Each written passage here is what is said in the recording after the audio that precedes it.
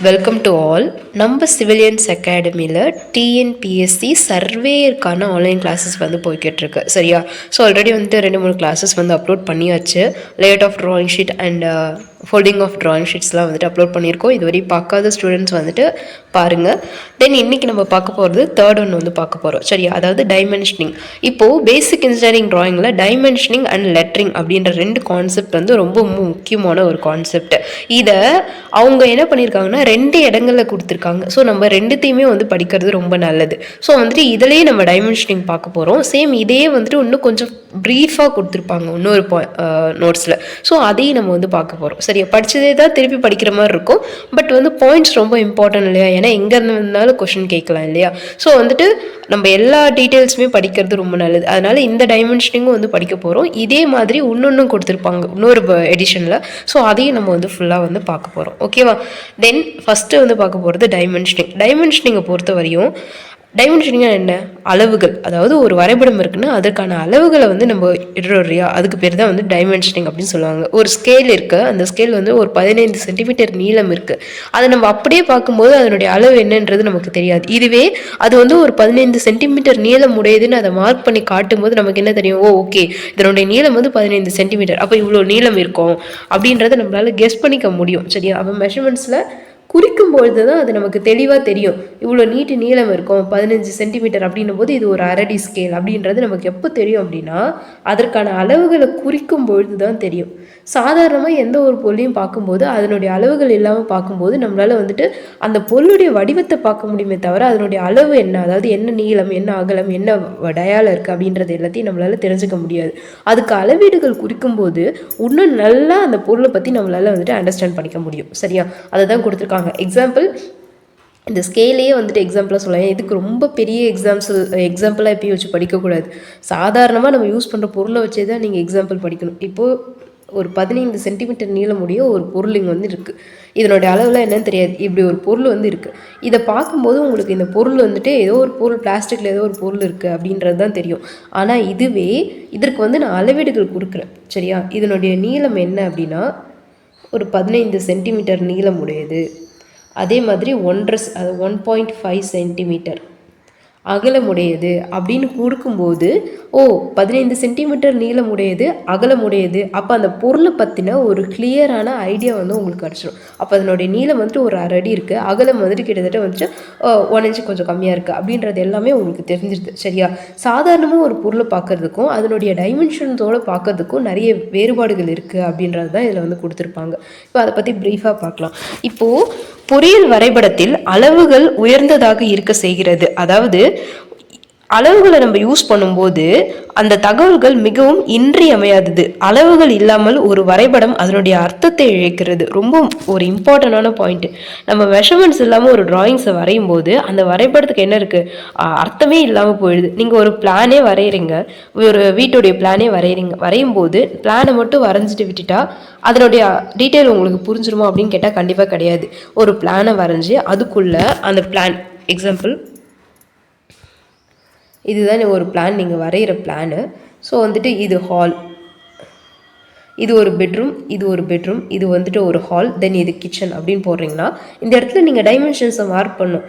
ஒரு 15 அடிக்கு ஒரு 10 அடி அப்படின்ற அளவில் வந்துட்டு நான் ஹால் போட்டிருக்கேன். தென் 8க்கு 10 அடி அப்படின்ற அளவில் நான் ஒரு கிச்சன் போட்டிருக்கேன். தென் 12க்கு 13 அப்படின்ற அளவில் நான் ஒரு பெட்ரூம் போட்டிருக்கேன். தென் 13க்கு 14 அப்படின்ற அளவில் ஒரு மாஸ்டர் பெட்ரூம் போட்டிருக்கேன். அப்படின்ற அந்த டைமென்ஷன்ஸை மார்க் பண்ணும்போது தான் அந்த வரைபடமே ஒரு முழு அர்த்தத்தை பெறுது. சரியா? அப்போது அளவுகள் இல்லாமல் அந்த வரைபடம் என்னதுன்னா அர்த்தத்தையே இழக்குது அப்படின்ற பாயிண்ட் வந்து இந்த இடத்துல மென்ஷன் பண்ணியிருக்காங்க. செகண்டு, வரைபடத்தினுடைய ஒவ்வொரு பாகத்திற்கும் அளவுகள் கொடுக்கப்படுகிறது. கண்டிப்பாக எந்த ஒரு நீளமாக இருக்கலாம், அகலமாக இருக்கலாம், அதனுடைய ஆரமாக இருக்கலாம், எல்லாத்துக்குமே அந்த ஒரு பாகத்துக்கு என்ன கொடுக்குறாங்கன்னா அளவுகளை வந்து கொடுக்குறாங்க. வரைபடத்திற்கு போதுமான விவரங்களை வந்து இது வந்து தருது. நம்ம வந்துட்டு அந்த இடத்துக்கு அந்த அளவுகளை நம்ம கொடுக்கும்போது அதன் மூலயமா தேவையான விவரத்தை கொடுக்குது. இந்த ஸ்கேல் இருக்குது, இது வந்து 15 சென்டிமீட்டர் தான் நீளம் உடையது அப்படின்ற அந்த விவரத்தை அங்கே கொடுக்கும்போது அந்த வரைபடத்திற்கு தேவையான தகவல்களை அந்த இடத்துல தருது. சரியா? இதன் மூலயமா தவறான கருத்துக்கள், குழப்பம், சந்தர்ப்பங்களில் வந்து விடுதல் மற்றும் சந்தேகங்கள் போன்ற பல வந்து தவிர்ப்பதற்கான தவிர்க்கப்படுகிறது. அந்த அளவுகளை நம்ம கொடுக்கும்போது அந்த இடத்துல வந்துட்டு இது அளவு என்ன இருக்கும், ஒருவேளை 10 சென்டிமீட்டராக இருக்கும், 15 சென்டிமீட்டராக இருக்குமோ. இப்போ எக்ஸாம்பிள் வந்துட்டு நான் இந்த மெஷர்மெண்ட்டை போட்டுறேன். இந்த மெஷர்மெண்ட்டை போட்டுட்டு இங்கே 15 சென்டிமீட்டர் அப்படின்ற அளவை கொடுத்துட்டேன் அப்படின்னா உங்களுக்கு எந்த டவுட்டுமே இருக்காது. இதனுடைய அளவு 15 சென்டிமீட்டர் அப்படின்ற ஒரு கிளாரிட்டி உங்களுக்கு இருக்கும். இன்கேஸ் நான் எந்த மெஷர்மெண்ட்டுமே கொடுக்கல, இந்த டிராயிங்கை மட்டும் வரைஞ்சிட்டு விட்டுட்டுனா இதனுடைய அளவு என்ன இருக்கும், 10 இருக்குமோ, 11 இருக்குமோ, 12 இருக்குமோ அப்படின்ற ஒரு சந்தேகத்திலே இருப்பீங்க. அதை பற்றின ஒரு தெளிவான கருத்து உங்களுக்கு கிடைக்கவே கிடைக்காது. ஸோ அந்த சந்தேகங்கள் ஏற்படுது இல்லையா, அதை இந்த அளவீடுகள் தவிர்க்குது அப்படின்றத சொல்லியிருக்காங்க இந்த இடத்துல. வேறு ஒன்றும் கிடையாது. தென் அளவுகள் ஒரு முறை தான் தோன்றும், அது மிக தெளிவாக இருக்க வேண்டும். இது மோஸ்ட் இம்பார்ட்டன்ட் ரூல். ஏன்னா நீங்கள் ட்ராயிங் வரையும் போதே சொல்லுவாங்க உங்களுக்கு, இன்ஜினியரிங் ட்ராயிங்ஸில் ட்ராயிங் வரையும் போது ட்ராயிங் சொல்லித்தரவங்களே சொல்லுவாங்க, நீங்கள் ட்ராயிங்கை வரையும் போது அளவீடுகளை ரொம்ப தெளிவாக இடணும். எரேஸ் பண்ணிவிட்டு திருப்பி அந்த கோடுகளை டைமென்ஷன் லைன்ஸை போட்டு நீங்கள் வரையவே கூடாது. கண்டினியூஸ் ஸ்ட்ரெயிட் லைன்ஸ் தான் எப்பயுமே டைமென்ஷன் லைன்ஸை பொறுத்த வரைக்கும். ஒரு கண்டினியூஸ் ஸ்ட்ரெயிட் லைன்ஸை போடணும். இதற்கான ஸ்பேசிங் ஒரு 1 சென்டிமீட்டர் அப்படின்ற அளவில் ஸ்பேசிங்ஸ் விட்டு ஆரோ மார்க்ஸை பொறுத்தவரையும் 3 வகையான ஆரோ மார்க்ஸ் இருக்குது. ஆரோ மார்க்ஸ் போட முடியல, அந்த இடத்துல டாட்டை வச்சு கிளியர் பண்ணிடலாம். இன்கேஸ் இந்த இடத்துல ஆரோ மார்க் போடுற அளவுக்கு ஸ்பேசிங்ஸ் இருக்குது அப்படின்னா, ஒன்று open type or close type, இல்லைனா ஃபில்லிங் டைப் அப்படின்னு சொல்லிட்டு 3 வகையான ஆரோ மார்க் இருக்குது. ஆரோ மார்க்ஸை பற்றி படிக்கும்போது இது ஓப்பன் டைப் அப்படின்னு சொல்லுவாங்க, இது க்ளோஸ்டு டைப்னு சொல்லுவாங்க, இது க்ளோஸ்டுலே ஃபில்லிங். 3 வகையான ஆரோ மார்க்ஸ் யூஸ் பண்ணலாம். ஸோ அதெல்லாம் நம்ம பின்னாடி படிப்போம். சரியா, இந்த ஆரோ ஹெட்ஸை பொறுத்தவரை இந்த மாதிரி 3 வகையான ஆரோ ஹெட்ஸ் போடுவாங்க. அதை வச்சு ஆரோ மார்க்ஸ் வரைவாங்க. இது ஒன்ஸ் ஒரு தடவை தான் நம்ம வரையணும். வரையும் போதே ரொம்ப தெளிவாகவும் நீட்டாகவும் வரைஞ்சிடணும். திருப்பி ரேஸ் பண்ணிட்டு வரைகிற மாதிரி இருக்கக்கூடாது அப்படின்றது தான் இந்த இடத்துல மென்ஷன் பண்ணியிருக்காங்க. ஸோ ஒரு வரைபடத்திற்கு அந்த அளவீடுகள் என்பது ரொம்ப முக்கியமானது. அந்த அளவீடுகள் இல்லைன்னா அந்த வரைபடத்திற்கு அர்த்தமே கிடையாது அப்படின்னு சொல்லியிருக்காங்க. நமக்கு அளவுகள் கொடுக்கும்போது தேவையில்லாத குழப்பங்கள் ஏற்படுவது என்ன ஆகுதுன்னா தவிர்க்கப்படுகிறது. அது செகண்ட் பாயிண்ட். தேர்டு, நம்ம டிராயிங்ஸில் அளவீடுகள் போடும்போது ஒன்ஸ் தான் போடணும். சரிங்களா, அழைச்சி திருப்பி போட்டுட்டு அந்த மாதிரி இருக்கக்கூடாது. ஒரு தடவை தான் வரணும். அது ரொம்ப தெளிவாகவும் நீட்டாகவும் இருக்கணும் அப்படின்றது தான் தேர்ட் பாயிண்ட்டாக கொடுத்துருக்காங்க. தென் ஆரோ ஹெட்ஸ், அதாவது அம்புக்குறி தலைகள் அப்படின்னு சொல்லுவாங்க. அதாவது டைமென்ஷனை பொறுத்தவரையும் ஒரு டைமென்ஷன் லைன் இருக்கும். அந்த டைமென்ஷன் லைனுடைய 2 சைட்லேயும் ஆரோ ஹெட்ஸ் நம்ம போடுவோம் இல்லையா.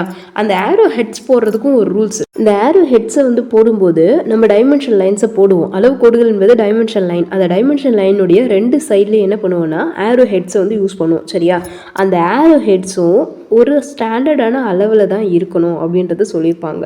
எக்ஸாம்பிள் நீங்கள் சாதாரணமாக ஒரு 2 சென்டிமீட்டர் நீளமுள்ள ஒரு கோட்டை குறிக்க போகிறீங்க. அந்த இடத்துல எடுத்துகிட்டு போயிட்டு 1 சென்டிமீட்டருக்கு ஒரு ஆரோ ஹெட்டும் இன்னொரு 1 சென்டிமீட்டருக்கு ஒரு ஆரோ ஹெட்டும் போடக்கூடாது. அது தப்பு. அப்போது அந்த டைமென்ஷன் அளவினுடைய நீளம் எப்படி இருக்கோ அந்த நீளத்திற்கு ஏற்ற விகிதத்தில் தான் இந்த அம்புக்குறி தலைகள் இடப்பட வேண்டும். அது ரொம்ப ஒரு முக்கியமான பாயிண்ட். சரியா, அம்புக்குறி தலைகளினுடைய அளவுகள் இருக்கு இல்லையா, அது வரைபடத்தின் அளவிற்கு ஏற்ற விகிதத்தில் இருக்க வேண்டும். வரைபடத்துடைய அளவுகள் என்ன அளவில் இருக்கோ அதுக்கு ஏற்ற மாதிரி தான் இந்த ஆரோ ஹெட்ஸை நம்ம யூஸ் பண்ணணும். இன்கேஸ் ஒரு ஸ்மாலர் லென்த்தை நம்ம மீன் பண்ண போகிறோம், குறிக்க போகிறோம் அப்படின்னா, ஒரு 10 சென்டிமீட்டர் இருக்குது அப்படின்னா அதுக்கு தேவையான அளவுகளை பயன்படுத்தணும். இது 10 சென்டிமீட்டர் நீளம்னா அதற்கான அளவுகளை பயன்படுத்தணும். நான் 1 சென்டிமீட்டர் நீளத்தை குறிக்கும் போது இந்த இடங்களில் 1/2 சென்டிமீட்டருக்கு ஒரு ஆரோவும் இன்னொரு 1/2 சென்டிமீட்டருக்கு ஒரு ஆரோவும் போடக்கூடாது. சரியா, இதற்கு ஏற்ற மாதிரி சின்ன சைஸில் ஒரு 2 mm ஆர் 3 mmக்கு மினி சைஸில் தான் ஆரோஸ் நான் யூஸ் பண்ணணும். அது ரொம்ப முக்கியமானது. அதை தான் இந்த இடத்துல கொடுத்துருக்காங்க. தென் சாய்வு கோடுகள். ஒரு சில இடங்களில் ஆரோஸை நம்மளால் போட முடியாது. சரியா, அந்த மாதிரியான இடங்களில் எந்த இடங்களில் ஆரோஸை போட முடியாதுன்னா கண்டினியூஸாக டைமென்ஷன்ஸை மார்க் பண்ணிக்கிட்டு வரேன். அதாவது இப்போ கண்டினியூஸாக இந்த மாதிரி இடங்களில் டைமென்ஷனை மார்க் பண்ணிக்கிட்டு வரும்போது ஒரு சில இப்போலாம் எங்களால் மார்க் பண்ண முடியும். பட் ஒரு சில இடங்களில் என்ன பண்ண முடியாதுன்னா டைமென்ஷன்ஸை என்னால் மார்க் பண்ணுற மாதிரியான ஒரு சூட்டபிளான ஸ்பேசிங்ஸ் இல்லை. அப்படின்ற இடங்களில் நம்ம எப்படி மார்க் பண்ணலான்னா, இதுதான் டைமென்ஷன் அப்படின்னா இதை சாய்வு கோடுகள் ஒரு 45 டிகிரியில் என்ன பண்ணுவாங்கன்னா ஒரு லைன், இப்படி ஒரு லைனை போடுவாங்க. இது இந்த ஹரிசாண்டல் லைனுக்கு இது ஏற்படுத்தும் கோணம் எவ்வளோ இருக்குன்னா 45 டிகிரி இருக்கும். இந்த சாய்வு கோட்டை போடுறதன் மூலயமா நம்ம அளவுகளை வந்து குறியிட முடியும். அதை தான் சொல்லியிருப்பாங்க. அம்புக்குறி தலைகளுக்கு இடம் போதுமானதாக இல்லை என்றால் சாய்வு கோடு அல்லது புள்ளிகளை உபயோகிக்கலாம். சாய்வு கோடுகள் மட்டும்தான் பயன்படுத்தணுமான்னு கேட்டால் கிடையாது. ஒரு வட்டமான புள்ளியை வந்து பயன்படுத்துவாங்க. இப்படி 3mm அப்படின்ற விட்டம் டயா, சரியா, ரேடியஸ் கிடையாது, டயா, ரொம்ப முக்கியமான பாயிண்ட். 3mm விட்டமுடைய ஒரு வட்டத்தை வந்துட்டு என்ன பண்ணுவாங்கன்னா யூஸ் பண்ணுவாங்க. எங்கே? அந்த டைமென்ஷன் லைனுடைய எட்ஜஸில். அப்படி இல்லை அப்படின்னா ஒரு சாய்வு கோடை பயன்படுத்துவாங்க. இல்லை போதுமான அளவு ஸ்பேஸ் இருந்ததுன்னா ஆரோ ஹெட்டை யூஸ் பண்ணுவாங்க. இந்த 3 தான் பயன்படுத்தப்படும். இது ரொம்ப ரொம்ப முக்கியமானது. சாய்வு கோடு 45 டிகிரி கோணத்தில் சிறிய கோடாக வரையப்படுகிறது. நான் அந்த பாயிண்ட் மென்ஷன் பண்ணிட்டேன் ஆல்ரெடி. அதே மாதிரி சிறந்த, அதாவது ஸ்டார்டிங் உடைய சின்ன இடம் இருந்ததுன்னா அந்த இடத்துல வந்து பாயிண்ட்டை யூஸ் பண்ணலான்னு சொல்லியிருக்காங்க இல்லையா, அந்த பாயிண்ட்டு 3mm விட்டம் உடையதாக வந்துட்டு இருக்கும். இது வந்து ஒரு சில இடங்களில் மட்டும் இதை வந்துட்டு குறிப்பதற்காக இந்த 3mm விட்டமுடைய அந்த சிறிய வட்டத்தை வந்து பயன்படுத்துவதாக வந்து சொல்லியிருக்காங்க இந்த இடத்துல, வேற ஒன்றும் கிடையாது. அதே மாதிரி டைமென்ஷன் கோடை பொறுத்தவரையும் மெல்லிய தொடர்ச்சியான கோடு, அதாவது கண்டினியூஸ் ஸ்ட்ரெயிட் லைன். இது ரொம்ப ரொம்ப முக்கியமான ஒரு கேள்வி. இப்போ கூட கேட்டிருந்தாங்க, லாஸ்ட் சர்வேர் எக்ஸாமில் கூட கேட்டிருந்தாங்க. டைமென்ஷன் லைன்ஸை பொறுத்தவரை என்னென்னா கண்டினியூஸான தின் லைன்ஸ். மெல்லியன்னா என்னது? தின், சரியா? கண்டினியூஸ் தின் லைன்ஸ் தான் என்னென்னா டைமென்ஷன் லைன்ஸ். ரொம்ப ரொம்ப இம்பார்ட்டண்டான ஒரு பாயிண்ட்டும் கூட. ஓகே, ஒரு பொருளின் எல்லை கோட்டிற்குள் லீடர் கோடு வந்து இறுதி ஆகிறது அப்படின்னு சொல்லியிருக்காங்க. இதில் இறுதி புள்ளி இருக்கும். அதாவது ஒரு பொருளினுடைய எல்லை கோடுன்னா என்னது? அதனுடைய எட்ஜஸ். இதுதான் ஒரு ஆப்ஜெக்ட் இருக்குது. இந்த ஆப்ஜெக்டை நான் குறிக்கிறதுக்கு இந்த லைன்ஸை யூஸ் பண்ணுறேன். இதுக்குள்ளே, இந்த எல்லைக்குள்ளே என்ன ஆகிடுதுன்னா இந்த அளவு கோடானது முடிஞ்சு போயிடுது, சரியா? அந்த எல்லைகளுக்குள்ளேயே இது வந்து இருக்கும், சரியா? இது மேபி வந்துட்டு ஆரோஸாக இருக்கலாம், இல்லை டாட்டாக இருக்கலாம், சரியா? அதை தான் சொல்லியிருக்காங்க. தென் ஒரு பொருளின் எல்லை கோட்டில் முடிந்தால் அதன் இறுதி முனையில் அம்புக்குறி தலை இருக்க வேண்டும் அப்படின்னு சொல்லியிருக்காங்க. அந்த எல்லை கோட்டில் முடியும் போது அந்த இடத்துல என்ன இருக்கணும்? அந்த அம்புக்குறிகள் இடப்பட வேண்டும். டைமென்ஷன்ஸ் உடைய கடைசியில் என்ன பண்ணுவாங்க? இது பொருள், இதுதான் அதனுடைய எல்லைகள். இங்கே முடிக்கும் போது என்னத்தை போட்டு முடிப்பாங்க? அம்புக்குறிகளை இட்டு முடிப்பாங்க. அதை தான் செகண்ட் பாயிண்டாக சொல்லியிருக்காங்க. ஒன்று புள்ளி இருக்கணும், அப்படி இல்லைன்னா அம்புக்குறிகள் இருக்கணும், அதுதான் சொல்லியிருக்காங்க. இது ஒரு அளவு கோட்டில் முடிவதாக இருந்தால் புள்ளி இல்லாமல் அல்லது அம்புக்குறி தலைகள் இல்லாமல் இருக்கலாம் அப்படின்னு சொல்லிட்டு கொடுத்துருக்காங்க. அதாவது ஒரு அளவு கோட்டில் முடியறதா இருந்தால் மட்டும் அந்த இடத்துல புள்ளியோ இல்லை அம்புக்குறி தலைகளோ வந்துட்டு இல்லாமல் இருக்கலாம் அப்படின்னு சொல்லியிருக்காங்க. ஸோ 3 பாயிண்ட்டுமே இம்பார்ட்டன்ட் தான். ஒன்று டாட் இருக்கணும், அம்புக்குறி தலைகள் இருக்கணும். அப்படி அளவு கோட்டில் முடியலை அப்படின்னா அந்த இடத்துல புள்ளியோ அம்புக்குறி தலைகளோ தேவையில்லை அப்படின்றத தேர்ட் பாயிண்ட்டாக வந்து கொடுத்துருக்காங்க. வேறு எதுவும் கிடையாது. மோஸ்ட் ஈஸி அண்ட் சிம்பிளான பாயிண்ட்டு. இப்போ டைமென்ஷனிங் மெத்தட்ஸ், அதாவது டைமென்ஷனிங் பண்ணுறதுல 2 மெத்தட்ஸ் இருக்குது, சரியா? அதற்கான இந்தியன் ஸ்டாண்டர்ட் வந்து கொடுத்துருக்காங்க. ரொம்ப ரொம்ப முக்கியமான இந்தியன் ஸ்டாண்டர்ட், அதாவது டைமென்ஷனிங்கான இந்தியன் ஸ்டாண்டர்ட் என்ன அப்படின்றத ஒரு கேள்வியாக இருக்கும், சரியா?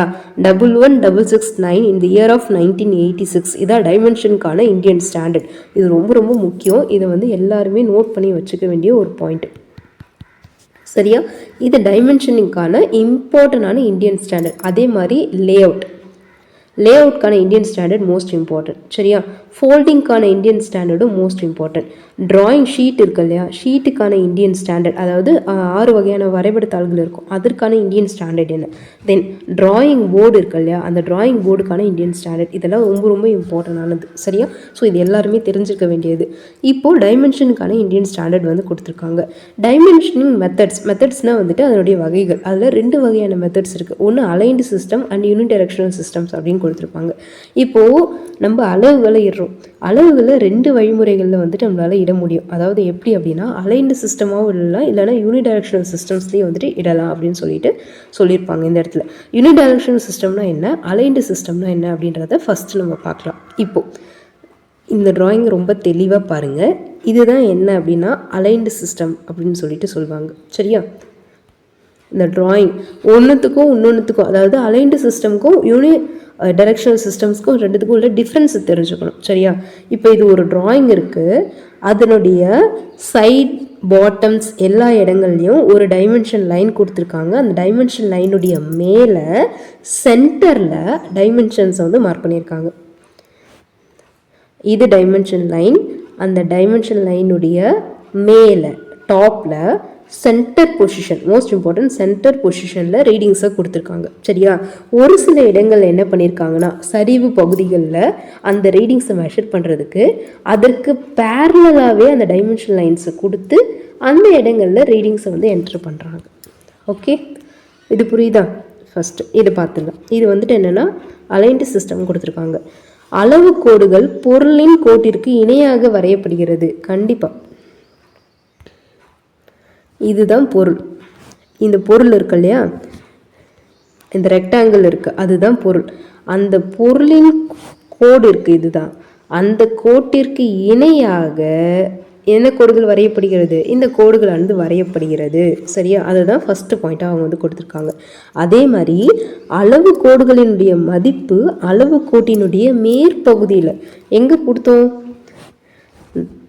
டிராயிங். இதுதான் ஒரு பொருள். அந்த பொருளுடைய லைனுக்கு பேரலாக வந்து லைன்ஸை ட்ரா பண்ணி அளவுகளை இடுறாங்க. அந்த அளவுகள் எங்கே இடுறாங்க அப்படின்னா அந்த அளவு கோடு இருக்கு இல்லையா, அதனுடைய மேற்பகுதியில் தான் இந்த ரீடிங்கை வந்து இடுறாங்க. சரியா?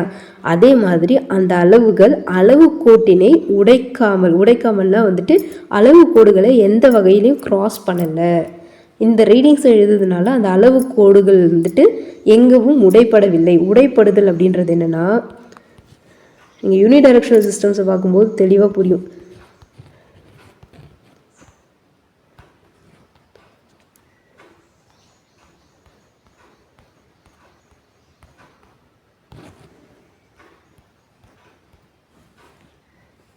இதோ கொடுத்துருக்காங்க பாருங்க. இந்த இடங்கள்ல என்ன பண்ணப்பட்டிருக்கு அப்படின்னா அளவு கோடுகள் உடைக்கப்பட்டிருக்கு. ஏன்னா அதனுடைய ரீடிங்ஸ் எந்த இடத்துல கொடுக்கப்பட்டிருக்கு? ஃப்ரம் தி சென்டர், அளவு கோடுகளுடைய மத்தியில் எழுதப்பட்டிருக்கு. ஆனால் இந்த சிஸ்டமில், எந்த சிஸ்டம்ஸில் நம்ம யூஸ் பண்ணுற அலைன்டு சிஸ்டம்ஸில் அளவு கோடுகள் எந்த இடங்களிலும் உடைக்கப்படவில்லை. அது வந்து ரொம்ப ரொம்ப முக்கியம். அளவு கோடுகள் அப்படியே தான் இருக்குது. சரியா? அதுக்கு மேலே தான் ரீடிங்ஸ் எழுதியிருக்காங்க. பட் யூனிடைரக்ஷனல் சிஸ்டம்ஸில் எப்படின்னா அந்த மாதிரி இருக்காது. அளவு கோடுகள் உடைக்கப்பட்டு அந்த இடத்துல வந்து ரீடிங்ஸ் வந்து எழுதப்பட்டிருக்கும். ஸோ அது ரொம்ப முக்கியமான பாயிண்ட். அண்ட் தேர்ட் பாயிண்ட், அளவுகளுடைய மதிப்புகள் அந்த அளவு கோடுகளுக்கு நடுவில் வந்து இருக்கும். சரியா? அளவு கோடு இருக்குது, அதுக்கு நடுவில் தான் என்ன கொடுத்துருப்பாங்க? அளவுகளுடைய மதிப்புகள் வந்து எழுதப்பட்டிருக்கும் அப்படின்னு சொல்லியிருக்காங்க. இது வந்து ரொம்ப ரொம்ப ஒரு இம்பார்ட்டண்டான கூற்று கேள்வி. நம்ம அளவுகள் படிக்கிறோம் இல்லையா, அந்த அளவுகள் எப்பயுமே படிக்கும் பொழுது அந்த டிராயிங் இருக்கு இல்லையா, அந்த டிராயிங்குடைய அடிப்பக்கத்திலிருந்து படிக்கும்படி அல்லது வரைபடத்தாளினுடைய வலது புற இறுதியிலிருந்து படிக்கும்படி இருக்க வேண்டும். ரெண்டுமே மோஸ்ட் இம்பார்ட்டன்ட். அடிப்பக்கத்திலிருந்து படிக்கிற மாதிரி இருக்கும். அதேமாதிரி வரைபடத்தாளினுடைய வலது புறத்தினுடைய இறுதியிலிருந்து, சரியா? வலதுபுறம் தான் இந்த சைடு, சரியா? ரைட் சைடு, அதனுடைய இறுதியிலிருந்து படிக்கும்படி இருக்க வேண்டும். Most important. அதாவது டிராயிங் நல்லா நம்மளுக்கு கிளியராக புரிஞ்சிச்சுனாலுமே இதை நம்மளால் ஈஸியாக அண்டர்ஸ்டாண்ட் பண்ணிக்க முடியும். அளவு கோடுகள் பொருளினுடைய கோட்டிற்கு இணையாக இருக்கும். அதனுடைய மேற்பகுதியில் தான் அளவுகள் எழுதும். அப்படி எழுதுகிற அளவுகள் கண்டிப்பாக அந்த அளவு கோட்டினை உடைக்கவே உடைக்காது. அதே மாதிரி அந்த அளவுகள் எப்பயுமே கோட்டினுடைய நடுப்பகுதியில் தான் எழுதப்பட்டிருக்கும். நம்ம ரீடிங்ஸை படிக்கும் பொழுது அடிப்பாகத்திலிருந்து படிக்கிற மாதிரி இருக்கணும். அப்படி இல்லைன்னா வலது புறத்தினுடைய இறுதியிலிருந்து படிக்கும்படி இருக்க வேண்டும். இந்த 4 பாயிண்ட்டு ரொம்ப ரொம்ப ஒரு முக்கியமான பாயிண்ட்டு. இந்த 4 பாயிண்ட்டு இந்த பிக்சரை நல்லா அண்டர்ஸ்டாண்ட் பண்ணிக்கிட்டீங்க அப்படின்னாலுமே 4 பாயிண்ட்டையும் நம்மளால் என்ன பண்ணிட முடியும்? ஈஸியாக சொல்லிட முடியும். இது வந்து ஃபஸ்ட்டு. நெக்ஸ்ட் என்ன பார்க்க போகிறோம்னா யூனிடைரக்ஷனல் சிஸ்டம்ஸ். யூனிடைரக்ஷனல் சிஸ்டம்ஸை பார்த்தோன்னா அங்கே என்ன பார்த்தோமோ அதே கான்செப்ட் வரும். இதில் என்ன வரும்னா அந்த அளவு கோடு உடைக்கப்பட்டு நடுவில் மதிப்பு எழுதப்பட்டிருக்கும். அவ்வளோதான், வேறு எந்த டிஃப்ரென்ஸும் இருக்காது. ஆல்மோஸ்ட் பார்க்கலாம். அதாவது பொருளின் கோட்டிற்கு இணையாக அளவு கோடுகள் வரையப்படுகிறது. இப்போ நம்ம ஃபஸ்ட்டு பார்த்தோம் இல்லையா அலைன்டு சிஸ்டம், அதுலேயும் அதே மாதிரி தான் வரைவோம். இங்கேயும் அப்படியே தான். நெக்ஸ்ட்டு கிடைமட்ட கோடுகளுடைய அளவுகள் வழி 1 இருப்பது போல் கொடுக்கப்படுகிறது அப்படின்னு கொடுத்துருக்காங்க. கிடைமட்ட கோடுகள் மீன்ஸ் ஆஃப் வந்துட்டு ஹரிசாண்டல் லைன்ஸ் இருக்கு இல்லையா, அந்த ஹரிசாண்டல் லைன்ஸு வழி 1 இருப்பது போலவே வந்து கொடுக்கப்பட்டிருக்கு அப்படின்னு சொல்லிட்டு கொடுத்துருக்காங்க. நெக்ஸ்ட் தேர்ட் பாயிண்ட் பார்க்க போகிறோம். செங்குத்து மற்றும் சாய்வு கோடுகளினுடைய அளவுகள் கோடுகளில் விடைப்பட்ட இடைவெளியின் நடுவில் அளவின் மதிப்பானது எழுதப்படுகிறது.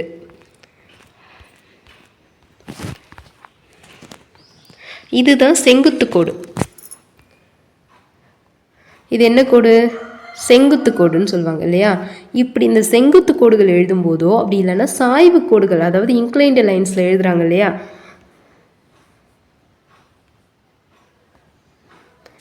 இதோ இப்படி எழுதுறாங்க இல்லையா, இந்த மாதிரியான இடங்களில் எழுதும்போது என்ன பண்ணுறாங்கன்னா, அளவுகளானது அந்த அளவு கோடுகள் இருக்குல்ல, அந்த அளவு கோடுகளினுடைய மத்தியில், சரியா, அதாவது நடுப்பகுதியில் வந்து எழுதப்பட்டிருக்கும் அப்படின்றத கொடுத்துருக்காங்க.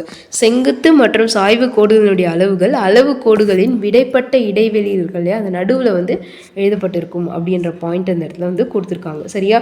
நெக்ஸ்ட்டு, எல்லா அளவுகளும் வரைபடத்தாளில் அடிப்பாகத்திலிருந்து படிக்கும்படி அமைக்கப்படுகிறது. இது எல்லாமே காமன் தான். இந்த ஒரே ஒரு பாயிண்ட் மட்டும்தான் உங்களுக்கு வேரி ஆகும். என்ன பாயிண்ட்னா, செங்குத்து மற்றும் சாய்வு கோடுகள் இருக்கு இல்லையா, அந்த இடங்களில் மட்டும் நடுவில் என்னென்னா ஸ்பேஸ் விட்டு அங்கே வந்து அளவுகள் எழுதப்பட்டிருக்கும். அது மட்டும்தான் வேரி ஆகும், வேறு எதுவுமே சேஞ்சஸ் கிடையாது. ஓகே, ட்ராயிங்ஸை வந்து எல்லாருமே நல்லா பார்த்துக்கிட்டிங்கன்னா உங்களுக்கு எல்லாமே புரிஞ்சிடும். ஓகே, இப்போ என்னென்னா நெக்ஸ்ட்டு யூனிட் ஆஃப் டைமென்ஷனிங், அதாவது வந்துட்டு அளவுகளினுடைய அளவுகள் எல்லாருக்குமே தெரியும். நம்ம வந்துட்டு ட்ராயிங் வரையும் போது நம்ம சூஸ் பண்ணுற அந்த அலகு இருக்கு இல்லையா, அளவுனா வந்துட்டு அதனுடைய யூனிட் இருக்கு இல்லையா, அந்த யூனிட் எதை பொறுத்து சூஸ் பண்ணணும்னா ட்ராயிங்குடைய சைஸ் எப்படி இருக்குது, தென் ட்ராயிங் ஷீட்டுடைய சைஸ் எப்படி இருக்குது, இந்த ரெண்டுத்தையும் பொறுத்து தான் அந்த அலகை வந்து நம்ம வந்து சூஸ் பண்ணுவோம்.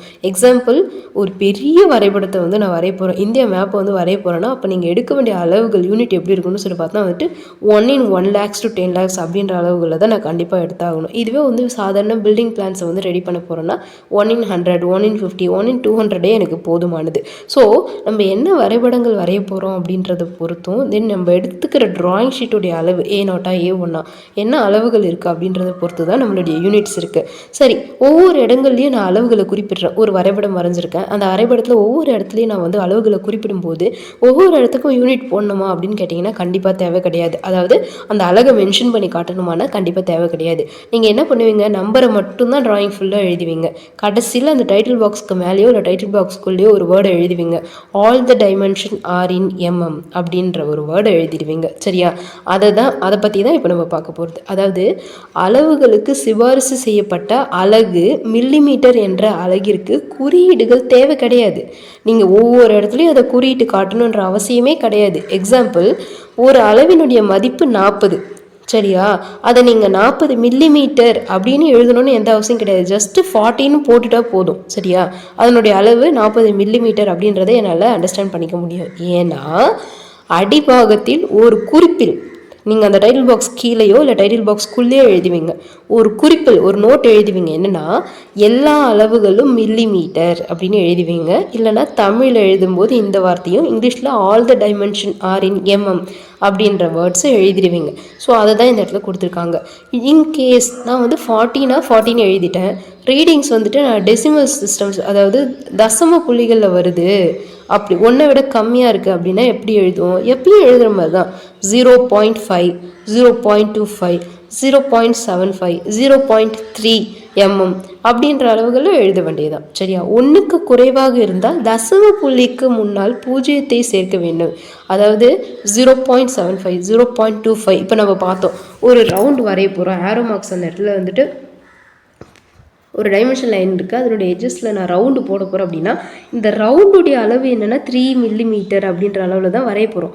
இதை நான் குறிப்பிடணும் அப்படின்னா all the dimension are in mm இருக்கு இல்லையா, இங்கே வந்து 3 போட்டுடுறேன். இன்கேஸ் இதை விட கம்மியாக இருக்குது, ஒரு 0.3ன்னு இருக்குது, இதை நான் குறிப்பிடணும் போது என்ன பண்ணேன், இந்த 0 போட்டு புள்ளி வச்சு இந்த தசமத்தில் குறியிடுறது மூலயமா அதை நான் கண்டுபிடிக்க முடியும் அப்படின்றத இந்த இடத்துல சொல்லியிருக்காங்க. சரியா?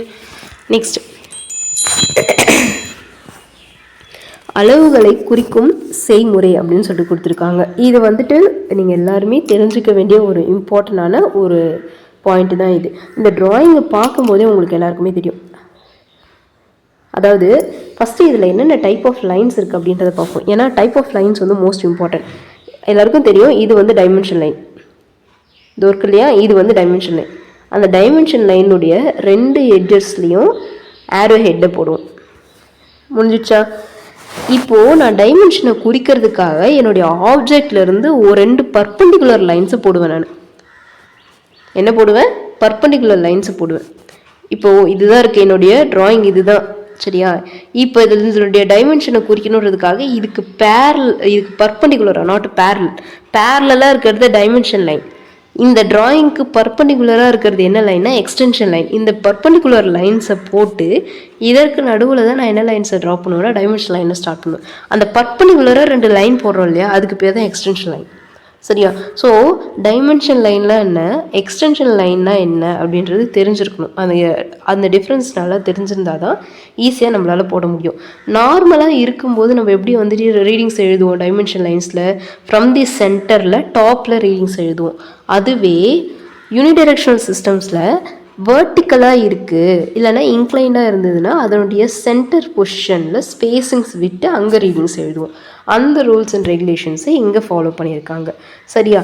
தென் இந்த கார்னரில் என்ன கொடுத்துருக்காங்க அப்படின்னா 3 மில்லிமீட்டர் அப்படின்றது என்னென்னா, அந்த ஆரோஸ் போட முடியல அப்படின்ற பட்சத்தில் 3 மில்லிமீட்டர் விட்டம் கொண்டு நான் ஒரு வட்டத்தை, ஒரு ஸ்மால் சர்க்கிள் வரைவேன் இல்லையா, அதை அந்த இடத்துல வந்து மென்ஷன் பண்ணி காட்டியிருக்காங்க. வேறு எதுவும் காட்டலாங்க. ஓகேவா?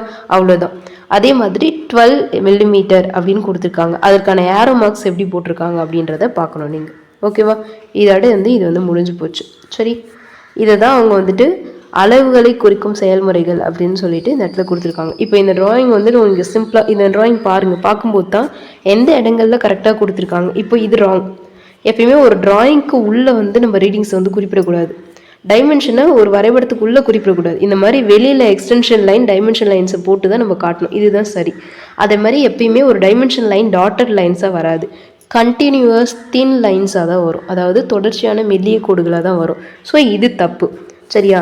இந்த மாதிரி வந்துட்டு வருமா அப்படின்னு கேட்டால் இந்த மாதிரியும் வராது. அதாவது அதனுடைய எல்லைகளுக்குள்ளே தான் இந்த அளவு கோடுகளானது இருக்கணும். இது எல்லையை தாண்டி காட்டுது. அப்போ இதுவும் தப்பு. சரியா? நெக்ஸ்ட்டு, ஒரு சைடு மட்டும் ஏரோ மார்க் போட்டிருக்காங்க, அதனுடைய எல்லையை தாண்டி இந்த கோடு போகுது. இதுவும் தப்பு. சரியா? இந்த மாதிரி ஸ்பேசிங் விடணுமானா இந்த இடத்துல ஸ்பேசிங் இந்த மாதிரி விடக்கூடாது. எப்போ அந்த ஸ்பேசிங்ஸ் விடணும்? ஃபார் வர்டிக்கல் ஆர் இன்க்ளைண்ட் அந்த இடங்களில் நடுவில் ஸ்பேசிங்ஸ் விட்டு ரீடிங்ஸ் எழுதலாம். இந்த மாதிரி வந்துட்டு ஹரிசாண்டலாக இருக்கும்பொழுது இந்த ரூல்ஸ் அண்ட் ரெகுலேஷனில் யூனிடைரெக்ஷனல் சிஸ்டம்ஸ்லேயே ஃபாலோ பண்ணக்கூடாது. ஸோ இதுவும் தப்பு. ஓகேவா? இந்த மாதிரி குறிப்பிடலாம்னா கண்டிப்பாக குறிப்பிட முடியாது. இது சரியா? இதுவும் சரி. அளவுகள் எழுதும்போது சென்டரில் எழுதணும், அதனால் இது ரைட்டு. தென் ரேடியஸை மென்ஷன் பண்ணும்போது இந்த மாதிரி மென்ஷன் பண்ணணும். சரியா? இந்த மாதிரி மென்ஷன் பண்ணக்கூடாது. சரியா? அதை வந்து கொடுத்துருக்காங்க. தென் இதுவும் அதே போல தான், சேம் ரேடியஸ் மென்ஷன் பண்ணுறாங்க இல்லையா, அங்கேயும் இதே சேம் ரூல்ஸ் தான் கொடுத்துருக்காங்க. ரைட் அண்ட் ராங், அதாவது இதுக்கு பேர் என்ன சொல்லுவாங்கன்னா பேரலல் டைமென்ஷனிங் அப்படின்ற ஒரு கான்செப்ட் வந்து சொல்லுவாங்க. இணையாக வந்துட்டு அளவீடுகளை வந்து குறிப்பிடுதல் அப்படின்னு சொல்லிட்டு சொல்லுவாங்க. இந்த மெத்தட் தான் எப்பயுமே சூட்டபுளாக இருக்கும். இந்த மெத்தட்ஸை நம்ம மோஸ்ட்லி யூஸ் பண்ணக்கூடாது, ஏன்னா இங்கே குழப்பங்கள் வந்து ஏற்படும். இந்த மெத்தடில் என்ன பண்ணணும்னா ஒவ்வொரு அளவுகளும் முன்னொரு அளவுகளுடன் ஈஸியாக கூட்டப்பட்டுக்கிட்டே வரும். அதனால இது வந்து என்றைக்குமே நமக்கு குழப்பம் ஏற்படுவதை வந்து அவாய்ட் பண்ணும். பட் இந்த முறைகளில் அதிகப்படியான குழப்பங்கள் ஏற்படும். அதனால இந்த மெத்தட்ஸ் நம்ம யூஸ் பண்ணக்கூடாது, இந்த மெத்தட்ஸை தான் நம்ம வந்து யூஸ் பண்ணணும் அப்படின்றத சொல்லியிருப்பாங்க. ஓகேவா? அவ்வளோதான். இது என்ன அப்படின்னு பார்த்தீங்கன்னா, இப்போது நம்ம ஒரு ட்ராயிங் இருக்குது, இந்த ட்ராயிங்க்கு தான் நான் டைமென்ஷன் லைன்ஸை போட போகிறேன். சரியா? அந்த டைமென்ஷன் லைன்ஸை ஃப்ரம் த ஆப்ஜெக்டில் இருந்துட்டு எவ்வளோ ஸ்பேஸ் விட்டு போடணும் அப்படின்னா 1 சென்டிமீட்டர் இல்லைனா 0.8 சென்டிமீட்டர் ஸ்பேசிங்ஸ் விட்டு போடணும் அப்படின்னு சொல்லியிருப்பாங்க. அதாவது 10 மில்லிமீட்டர் அப்படின்னு சொல்லியிருப்பாங்க, இல்லைனா வந்துட்டு 8 மில்லிமீட்டர் அப்படின்ற ஸ்பேசிங்ஸ் விட்டு போடணும் அப்படின்றத சொல்லியிருப்பாங்க. தென் இவங்களே இந்த இடத்துல என்ன பண்ணியிருக்காங்கன்னா செகண்ட் பாயிண்ட்டை தப்பாக கொடுத்துருக்காங்க. ஆக்சுவலி வந்து புறத்தோட்ட கோடுகள், இப்போ வந்துட்டு நம்ம எக்ஸ்டென்ஷன் லைன்ஸை போடும்போது அந்த ஆப்ஜெக்ட்டுக்கு எப்பயுமே பர்பண்டிகுலராக இருக்கணும். அதுதான் மோஸ்ட் இம்பார்ட்டன்ட். இது ஆப்ஜெக்ட் இருக்குது, ஆப்ஜெக்ட்டுக்கு பர்பண்டிகுலராக இருக்கிறது என்ன லைன்ஸ் அப்படின்னா எக்ஸ்டென்ஷன் லைன், பேரலாக இருக்கிறது டைமென்ஷன் லைன். சரியா? ஆனால் செகண்ட் பாயிண்ட் இங்கே மென்ஷன் பண்ணியிருக்கிறதே தமிழில் தவறாக கொடுத்துருக்காங்க. ஸோ இதை தெரிஞ்சுக்கோங்க. அந்த ஆப்ஜெக்ட்டுக்கு பர்பண்டிகுலராக இருக்கிறது எக்ஸ்டென்ஷன் லைன், தென் பேரலாக இருக்கிறது டைமென்ஷன் லைன்ஸ் அப்படின்றது தெரிஞ்சிருக்கணும். சரி, அதே மாதிரி தான் aligned systems and unidirectional systems ரெண்டு சிஸ்டத்துலேயும் எப்படி வந்துட்டு அந்த ஏரோ ஹெட்ஸ் போடணும் அப்படின்னு சொல்லியிருக்காங்களோ சேம் மெத்தட்ஸ் யூஸ் பண்ணி நம்ம ஏரோ ஹெட்ஸை வரையணும் அப்படின்றத இந்த இடத்துல கொடுத்துருக்காங்க. சரியா? டைமென்ஷனிங் ஓரளவுக்கு உங்களுக்கு புரிஞ்சிருக்கும் அப்படின்னு நினைக்கிறேன். தென் இது வந்து லெட்ரிங். நான் லெட்ரிங் வந்துட்டு நம்ம லெட்ரிங் டைட்டில் பார்க்கும்போது பார்க்கலாம். பட் வந்துட்டு சேம் அதுலேயும் இதே தான் கொடுத்துருப்பாங்க. அதாவது இன்க்ளைண்டாக எழுதுவோம், தென் வந்துட்டு ஸ்ட்ரெயிட்டாக எழுதுவாங்க. டபுள் ஸ்ட்ரோக் சிங்கிள் ஸ்ட்ரோக் அப்படின்னு சொல்லிட்டு சொல்லுவாங்க. அதற்கான இந்தியன் ஸ்டாண்டர்ட் தான் இருக்கும். இதை நம்ம லெட்டரிங்கில் பார்க்கலாம். ஏன் மேம் நடுவில் இருக்கிறத விட்டுட்டிங்கன்னா இது வந்து டைமென்ஷனிங்கில் வராது. இது வந்து நம்ம எங்கே பார்க்கலாம் அப்படின்னா லெட்டரிங்ஸில் வந்து இந்த பேட்டர்னை வந்து பார்க்கலாம். இதோடைய ஹைட்லாம் கொடுத்துருப்பாங்க. என்ன ஹைட்டில் இருக்கும், என்ன வித்தில் இருக்கும், இன்க்ளைண்டாக இருக்குமா, வர்டிக்கலாக இருக்கணுமா அப்படின்றத கொடுத்துருப்பாங்க. வேறு ஒன்றும் கிடையாது. சரியா? ஸோ இதை நம்ம லெட்டரிங்ஸில் பார்க்கும்போது ப்ரீஃபாக பார்ப்போம். இப்போ டைமென்ஷனிங்கோடைய ஃபஸ்ட்டு பார்ட் வந்து முடிஞ்சிடுச்சு. இதே மாதிரி செகண்ட் பார்ட் ஒன்று இருக்குது. சரி, டைமென்ஷனிங்லேயே செகண்ட் பார்ட் ஒன்று இருக்குது. நம்ம அதையும் வந்துட்டு பார்த்துக்கலாம். ஓகே.